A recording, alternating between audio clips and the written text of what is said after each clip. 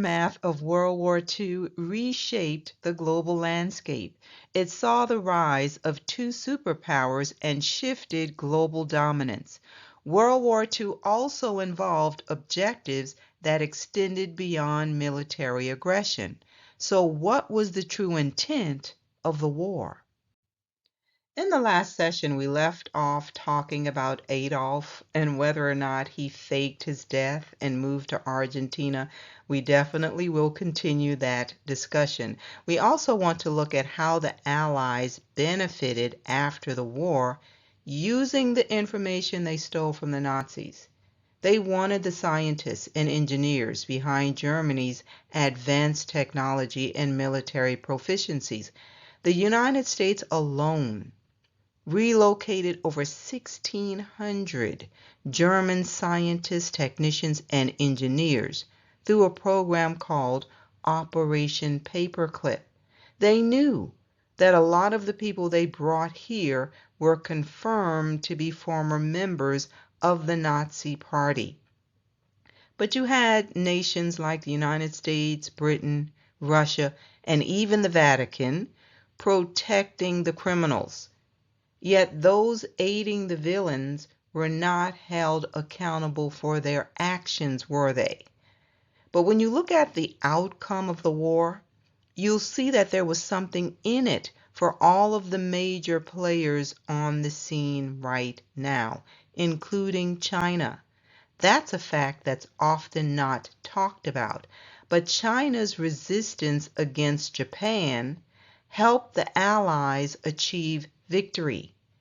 It helped to stabilize China politically, leading to the establishment of the People's Republic of China. So let's look at this from World History Encyclopedia. It's talking about the consequences of World War II. I think it goes without saying that the war caused a lot of death and destruction. According to the Imperial War Museum, around 60 million people lost their lives compared to 11 million from the First World War. This map is an illustration of what happened in Europe after World War II. Basically, Europe was divided between the Western Bloc, backed by the United States, and the Eastern Bloc, controlled by the Soviet Union. The article goes on to say, in the desire to bring to justice those who were felt to have started the war and those who had committed crimes during it, certain trials were held. So it says the Nuremberg trials and the Far East war crimes trials not only achieved these aims, but also had two other consequences. The horrors of the war were revealed and documented. So can we just say lies, lies, and more lies? Was there really a sincere desire to hold the people accountable who started the war and committed crimes, accountable if certain nations and the Catholic Church worked to hide them? So then the Nuremberg trials was a farce. What they wanted to do was put certain systems in place and make sure a certain state was established. I believe you all know which state I'm referring to. But this says they wanted to establish a system whereby laws could be applied across national boundaries. And they give us an example. It says crimes against humanity, such as the murder of civilians during wartime, could be identified and restricted by laws that all nations had an interest in upholding. But yet they pretend not to see what's happening in the so-called Middle East right now. So much for the system they put in place. How often did they ignore the slaughter happening on the continent of Africa since then? It says, in a similar vein, the United Nations was created in October 1945 with its headquarters in New York. Like its predecessor, the League of Nations, it was hoped that this organization could help prevent wars by encouraging diplomacy and establishing certain international rules of conduct. Now, let me ask you, which nations are the biggest perpetrators of war since World War II? The United States and Russia tops the list. It says the UN was also designed as a means for closer cooperation between nations on such key issues as citizens' rights, health care, and education. So were they asleep during the Jim Crow era? As I said before, it was a farce. It goes on to say that in the Middle East, Africa, and South Asia, European colonial rule was severely weakened by the war and the process of decolonization, which had already been underway in states like British India. It was greatly accelerated. And now you know what brought about decolonization. It wasn't because those nations suddenly realized that it was wrong. No, it was because their powers were weakened because of World War II. It says by the mid-1970s, all of Africa's states were independent. Let's just say independent in name only. Now, here is something that was very significant. After the war ended, they created the state of Israel, it says. But it also says there was a discovery of new oil fields, and it made the region more unstable than before the war. Do you think the discovery of the oil fields caused the region to become more unstable than before? I think not. Let's take a look at this table I created. I wanted to try to pull some of this information together to make it easier to understand what was going on in the 1940s. So I named it The War Years, a timeline of the 1940s.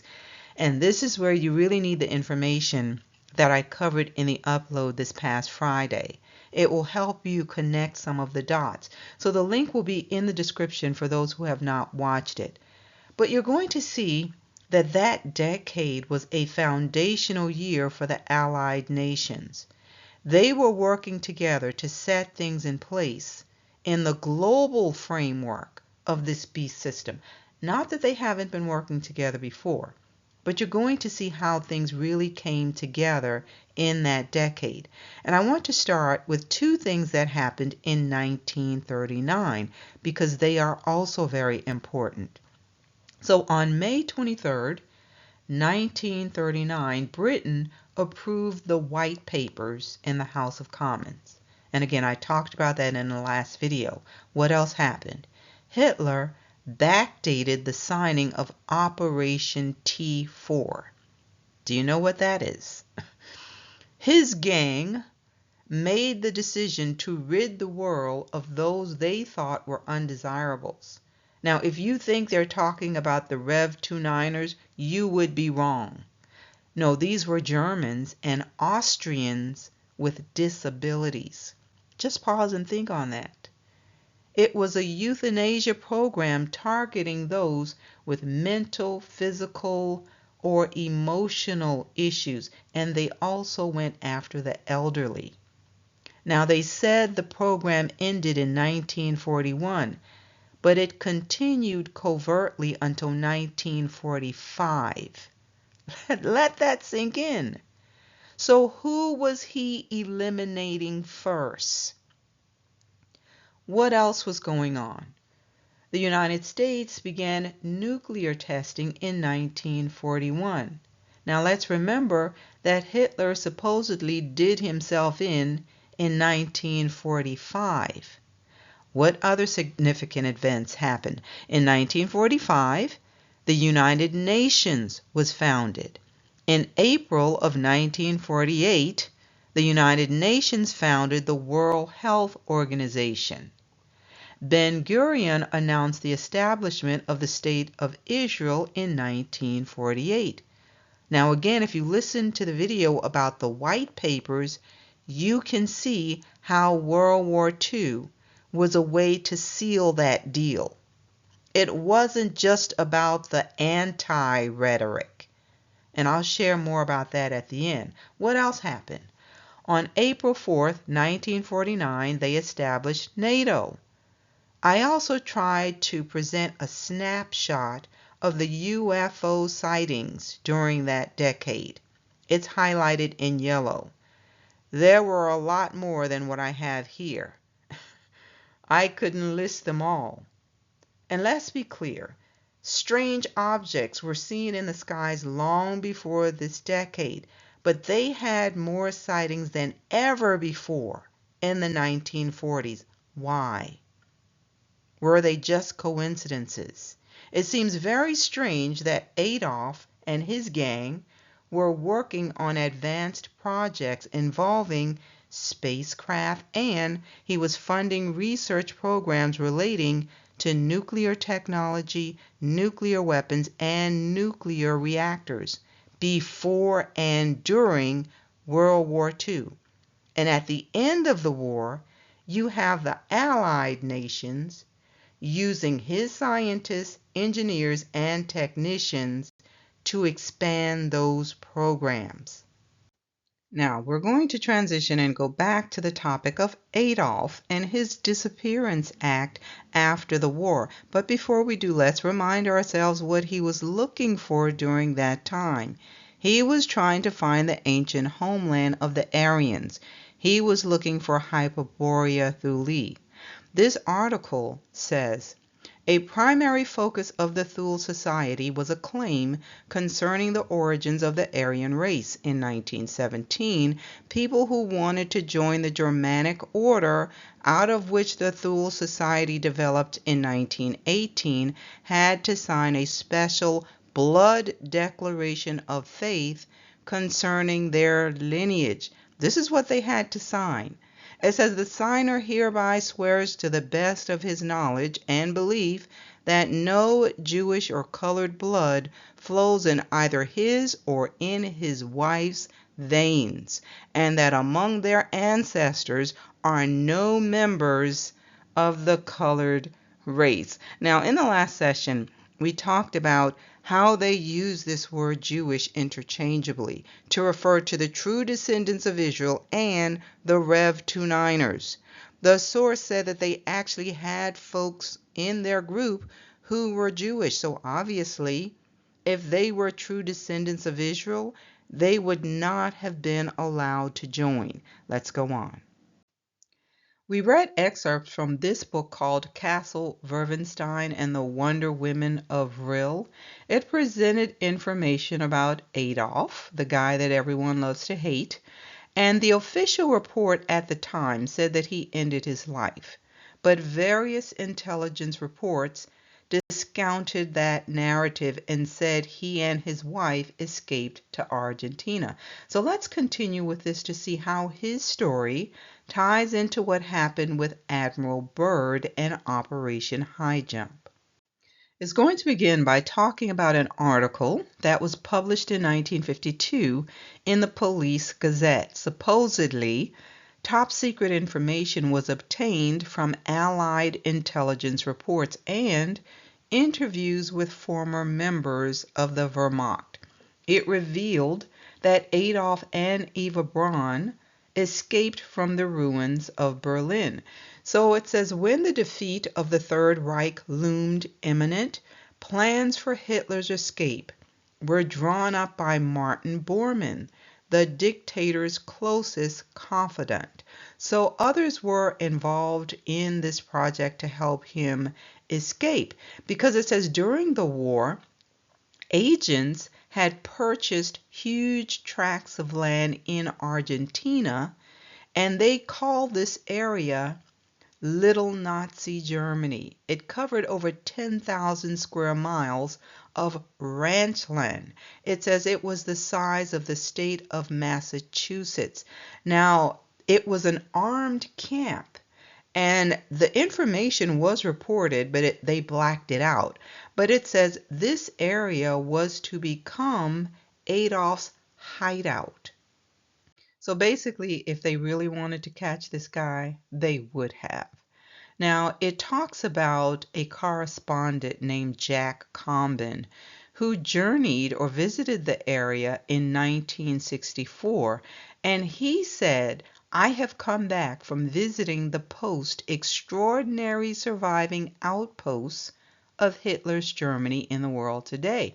This is what he said, in a camp on the bank of the swift flowing, and he names the river, and he says how many miles it was from the equator, in the heart of Argentina. German men, women, and children are living a strange and secret existence under steely discipline. Then he said local people could not penetrate into the camp. Now he says the inmates of the camp are forbidden to talk to strangers. And then he talked about how the men were dressed as if they were in military gear. This goes on to say that the camp is sealed off to all non-Nazis. No person without the proper credentials can set foot in it. Armed guards make sure of that. It says to further ensure secrecy, every piece of mail entering or leaving the camp is subjected to the most rigorous censorship. There is another account confirming the escape of Adolf and Eva that was given by the Argentinian author Abel Bastian. He also says that Hitler lived in Argentina after fleeing Germany in 1945. Now let's go to the map, because the sources say that the Nazi leaders fled into Argentina and Chile primarily. Look at the arrows and connect the dots. You can see that the distance isn't that far from Antarctica. So why not spend months in South America when the temperatures are too cold to live in Antarctica? Remember that the Germans explored New Swabia, also called New Schwabenland, in Antarctica with the intention to claim it between 1938 and 1939. Were they successful in doing that?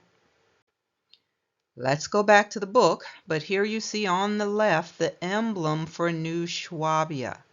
So the author is going to share information from a Russian ufologist who claimed that a Russian agency was responsible for selecting women for a project in Antarctica.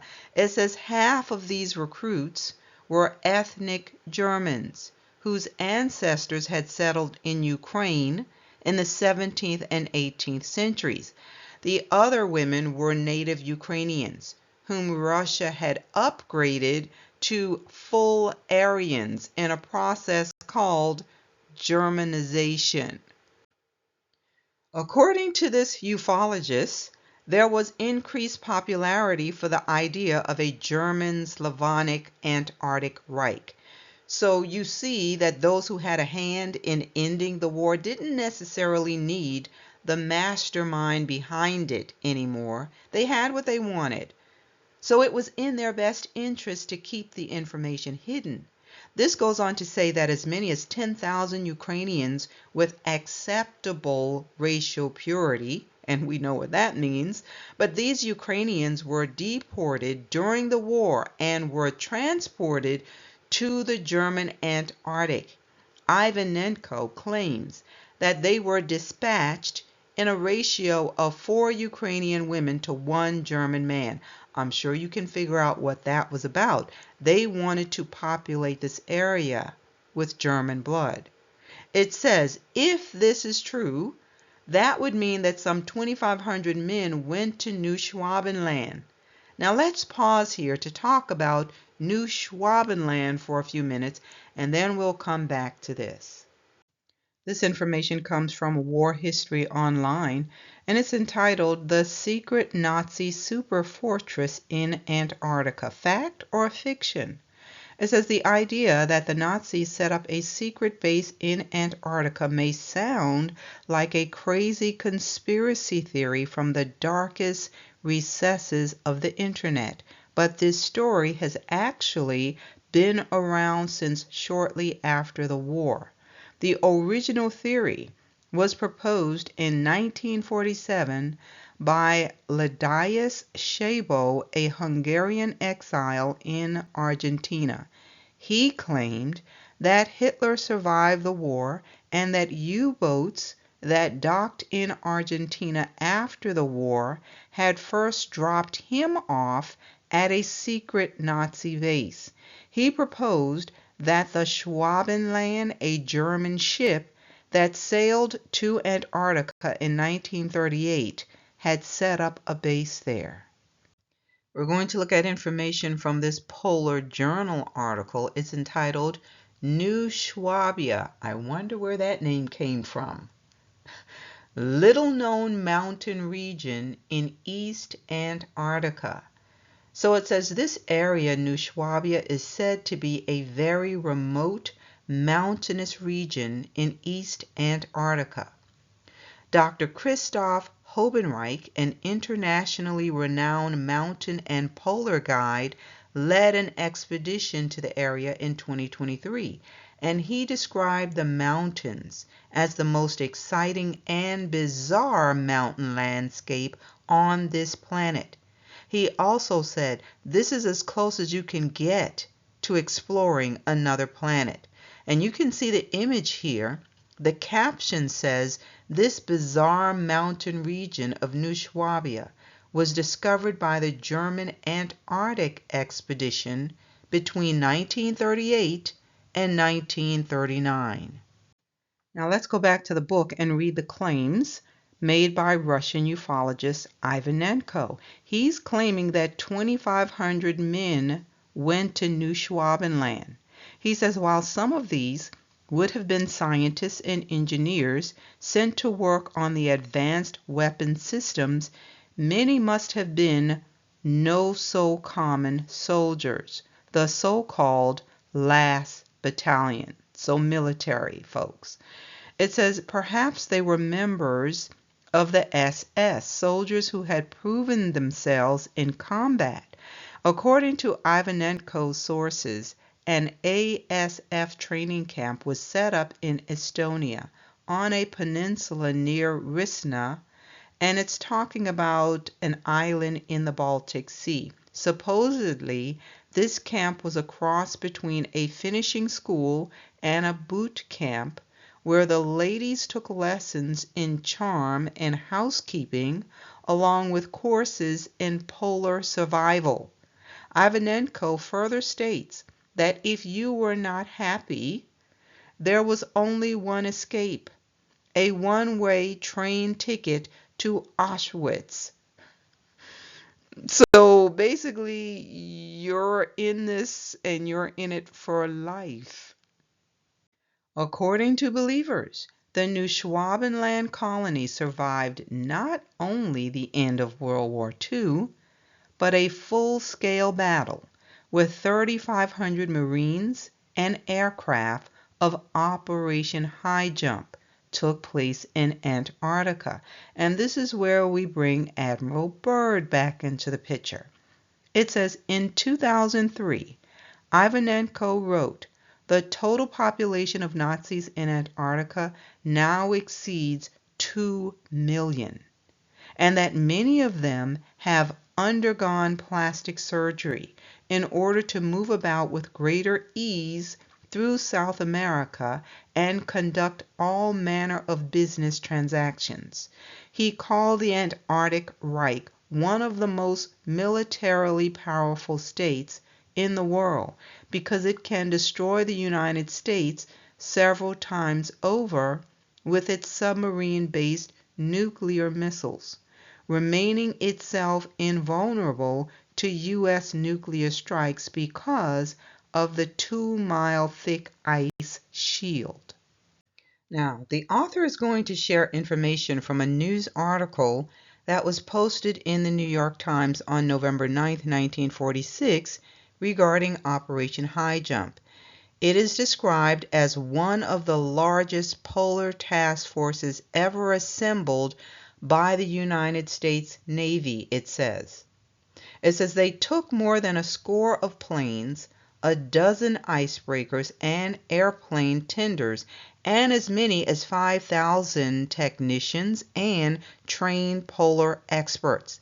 That's a bit much for just an expedition, don't you think? But it goes on to say that the mission was also officially described as top secret. It's called Operation High Jump by Navy planners. The project is expected to head directly for the Little America site, formerly occupied by Admiral Byrd, and to spend at least 2 months photographing the icy wilderness and exploring the ice cap for evidence of uranium and other sources of atomic energy. The Navy said it was only an expedition to find new sources of atomic energy and test new personnel and weapons under Antarctic conditions. It says 10 days after the story came out, other stories appeared in the press worldwide, and foreign governments from Moscow and other nations began to express concern. I wonder why. So Admiral Byrd held a press conference, and he told the reporters that the mission was of a military nature to train personnel and test ships, planes, and equipment under frigid conditions. So that was the official story. But listen to this part.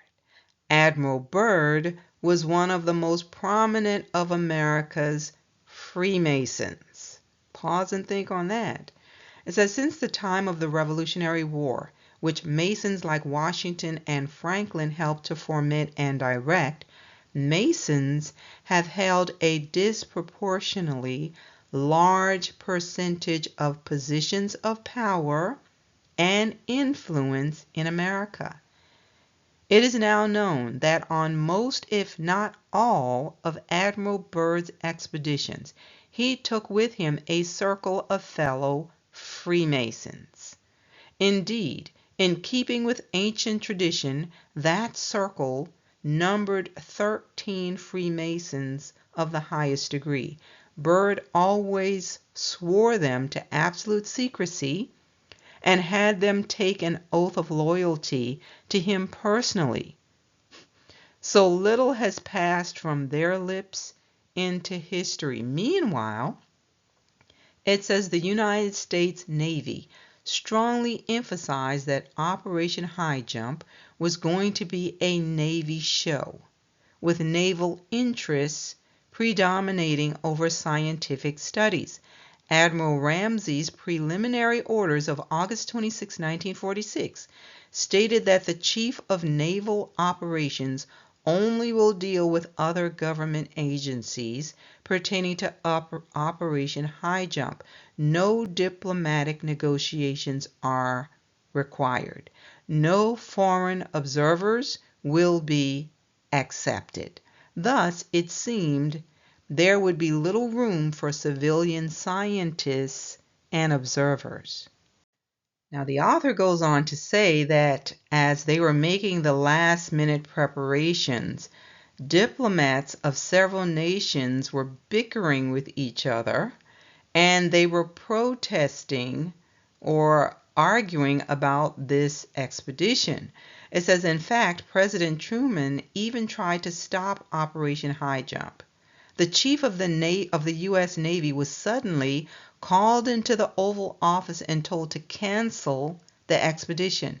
He was told that when the Navy Department remonstrated, pointing out that if the expedition did not sail now, the opportunity would be lost, the president relented and allowed the expedition to proceed. Whom the president addressed that day is unclear, but it was probably Secretary of the Navy James Forrestal. Listen to this. A few months later, Forrestal became the first United States Secretary of Defense. But less than 2 years later, he suddenly resigned the defense position, took refuge in a mental hospital, and shortly thereafter, he did himself in. How? He just took a walk off the ledge from the window of the penthouse suite of the mental hospital. So this was the official story. But it says many researchers are convinced that he was murdered. Now it says the first casualty of Byrd's war was the submarine called the USS Senate. The ships of the Central Group followed the icebreaker Northwind through the pack ice into the open waters of the Ross Sea. The official story is that the ice proved to be too dangerous for the sub, which was towed back to Scott Island. Some researchers have speculated that she actually hit German anti-submarine defenses. So from the Ross Sea, she went to New Zealand for repairs, then headed back to home base. Now it says over the next 2 days, landing parties went ashore and selected a location for their base camp. And there were supposed other quote-unquote unfortunate accidents. But it says a wide assortment of vehicles were soon offloaded and put to use building 3 compacted snow runways and a short airstrip made of steel matting, as well as some other things they built in this area. Now the author goes on to say, admittedly, the official record of Operation High Jump does not sound much like a report of a war zone. Yet there have been persistent rumors of pitched battles, massive casualties, planes shot down, and more. So he's saying, are these all just wild tales? If so, why did Captain Richard H. Cruzen, the operational commander of the expedition, order an abrupt end to the mission after just 8 weeks, when they had enough provisions for 6 to 8 months? It says, did Byrd and perhaps George I encounter Nazi flying discs? Some take as proof that he did. Comments the admiral made to a reporter for the Chilean newspaper while aboard the Mount Olympus on the voyage home. This is what Byrd is quoted to have said. It was necessary for the United States of America to take defensive actions against enemy air fighters, which come from the polar regions, fighters that are able to fly from one pole to the other with incredible speed. According to the paranormal investigator Alan de Walton, he says one thing that Admiral Byrd stated in a press conference after his defeat at Antarctica was that the Antarctic continent should be surrounded by a wall of defense installations, since it represented the last line of defense for America. Although the U.S. and Russia had been allies during the war, suddenly the Iron Curtain was created, and we and the Russians became enemies. So what happened? It says both the Soviets and the United States ringed the poles with defense and detection bases, and in between was the barren no man's land of the poles, where absolutely nobody lived, or did they?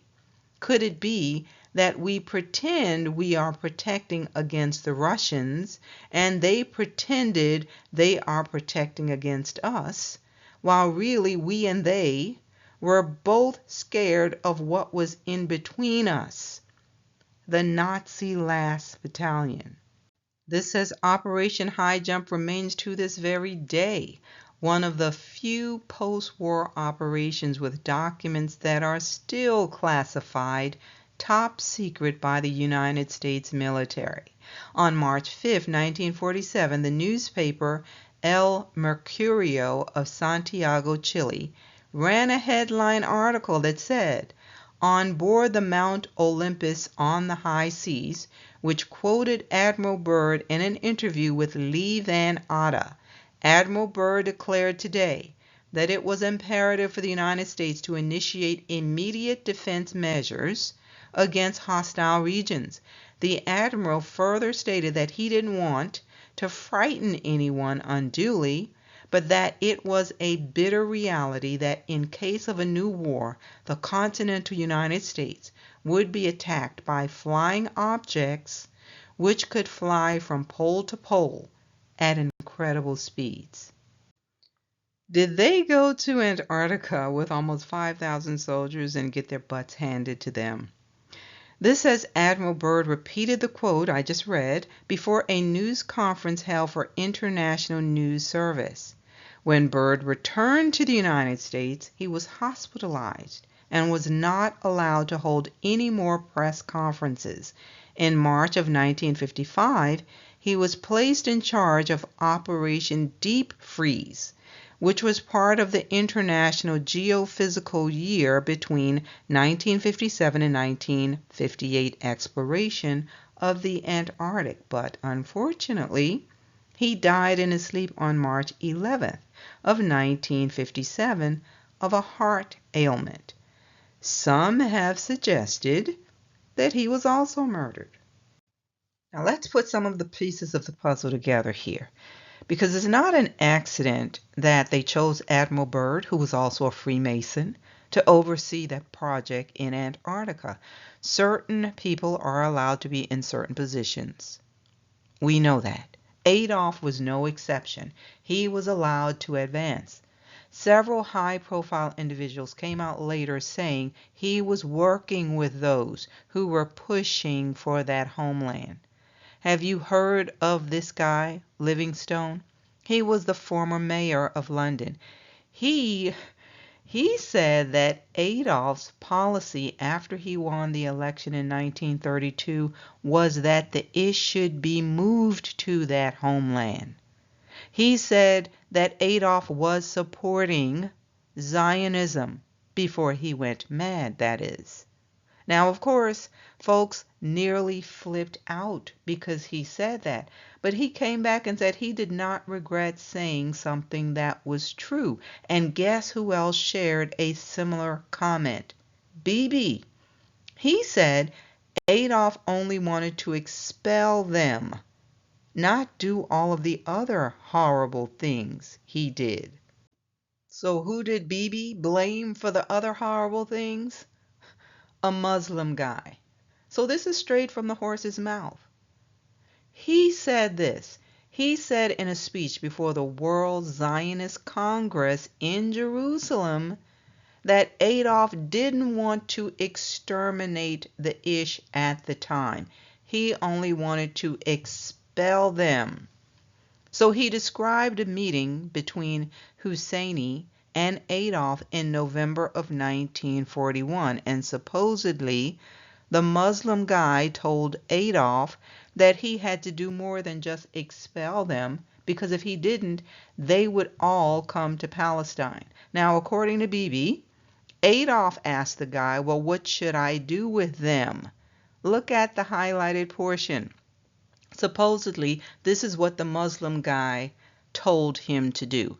My question is, why would Bibi be saying this now, and how would he know? Hopefully we're understanding that this is an orchestrated plan to put things in place for the one world leader they will worship. This article from USA History Timeline is talking about the Allied powers, the strategy and cooperation. It says the Allied powers, a coalition formed during one of the most tumultuous periods in history, exemplified the strength found in unity amidst adversity.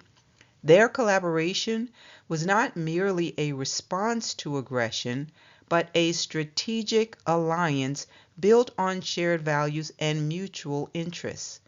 This intricate web of relationships among nations laid the foundation for a coordinated effort that would ultimately reshape the world order in the aftermath of conflict. Did you catch that? It would ultimately reshape the world order in the aftermath of conflict. Think about the Masonic motto, order from chaos. This information comes from NATO's site.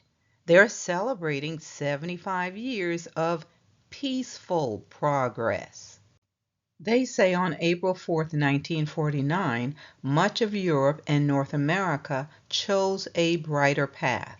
12 countries founded the NATO alliance to build a future of peace and stability. Now I ask you, have we had peace and stability in this world since then? No. So what happened? Well, they had pretty much taken control of all of the valuable resources on the continent of Africa by that time. So those nations were given independence in name only. The knee is still on their necks.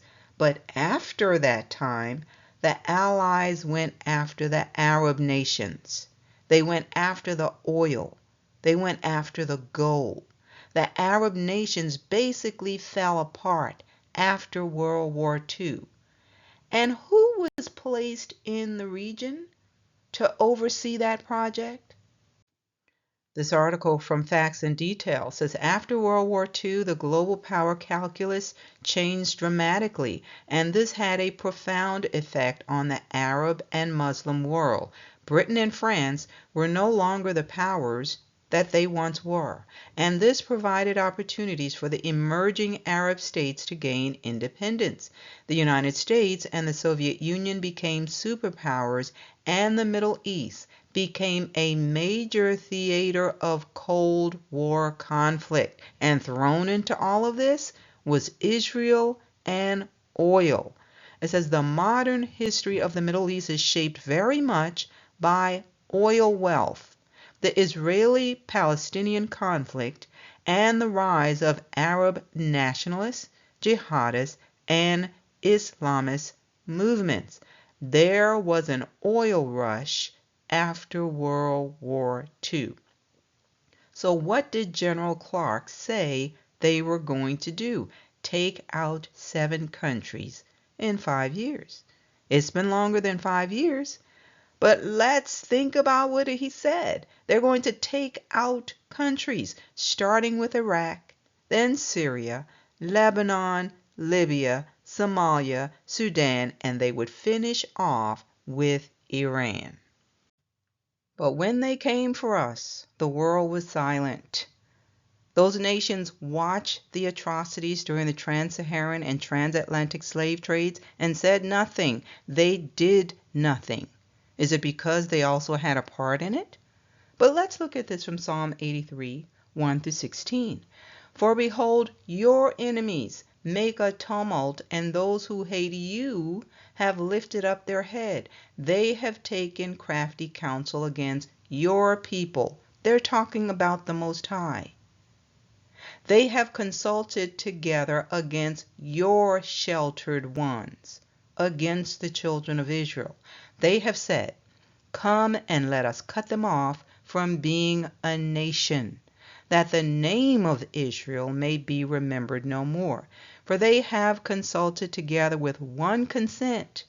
They form a confederacy against you. Who is the confederacy against? The Most High.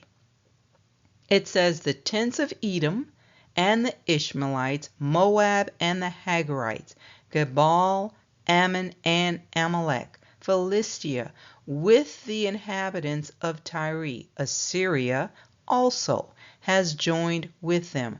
They have helped the children of Lot. Selah. Now listen to verse 9. Deal with them as with Midian, as with Sisera, as with Jabin at the brook Kishon, who perished at Endor, who became as refuge on the earth.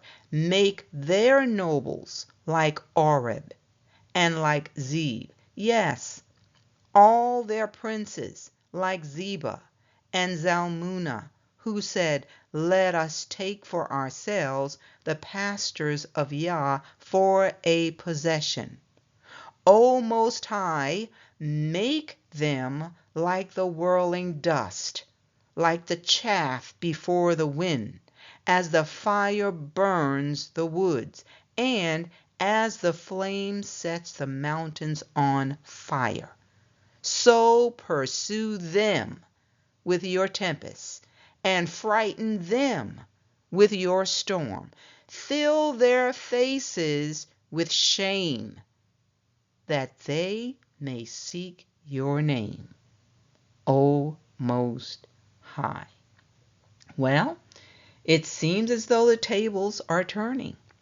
But know this, the day of reckoning is now here. And the European nations will also have their day. Right now, they're beginning to feel the sting of what's coming, but it's only the beginning.